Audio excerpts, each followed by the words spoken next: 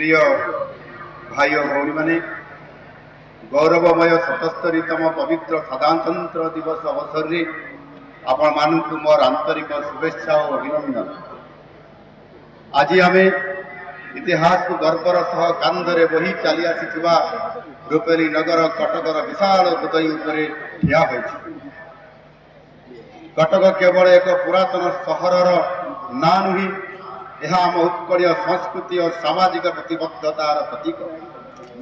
कटकर यही गौरवमय माटीर बारवाटी स्टाडियम रे आमे आज आम पवित्र संविधान असीम शक्ति और दृढ़ता भरा समय को उत्साह और आवेगर सह पालन कर।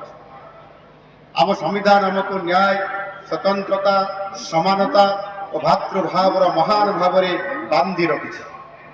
यह ही भारतवासी विश्व में निरा परिचय सृष्टि कर ब्रिटिश शासन मुक्त करी एक स्वाधीन देश में भारतीय को निज इच्छा निश्वास प्रश्वास नेबा को सुजोग देइथिबा जातिर जनक महात्मा गांधी, पंडित नेहरू, नेताजी सुभाष चंद्र बोस, मौलाना आजाद, वीर सावरकर, बाबा साहेब डॉक्टर भीमराव आंबेडकर, पंडित दीनदयाल उपाध्याय और श्याम प्रसाद मुखर्जी परी महापुरुष मानक मोर भक्तिपूत श्रद्धांजलि अर्पण करुछि।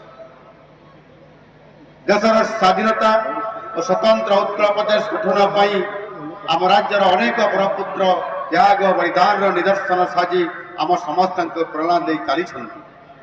वीर सुरेंद्र साय, शहीद माधव सिंह, बक्सी जगबंधु, उत्कलमणि गोपबंधु दास, उत्कल गौरव मधुसूदन दास, गोपबंधु चौधरी, नवकृष्ण चौधरी, भगवान बिरसा मुंडा, शहीद लक्ष्मण नायक, माँ रमादेवी, शहीद बाजीराउत, मालती चौधरी, माँ पार्वती गिरी और डॉक्टर कृष्ण महताबंकर परी महान संग्रामी मानक प्रति यही अवसर में मोर गभीर श्रद्धांजलि अर्पण करुछि।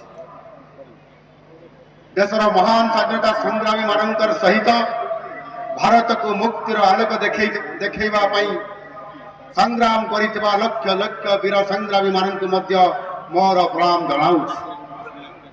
देशर एकता और सुरक्षा पाई बलिदान देइथिबा अमर शहीद मान प्रति मोर गभीर श्रद्धांजलि।